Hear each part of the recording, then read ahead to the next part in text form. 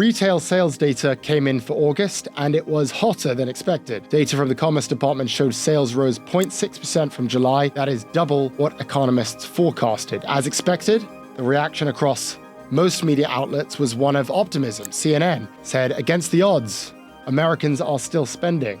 Axios, quote, retail sales surprise as Americans increase spending in August. Quote, consumers continue to open their wallets despite rocky labor market conditions. However, there was another piece of data that came out yesterday, which should probably change your conclusions. This data came from our friend Mark Zandi of Moody's Analytics, who found that as of this quarter, the top 10% of earners in America now account for 49.2% of all consumer spending. That is the highest number in history. You compare it to 30 years ago, when the top 10% accounted for roughly a third of consumer spending. Put another way, this retail data might look good.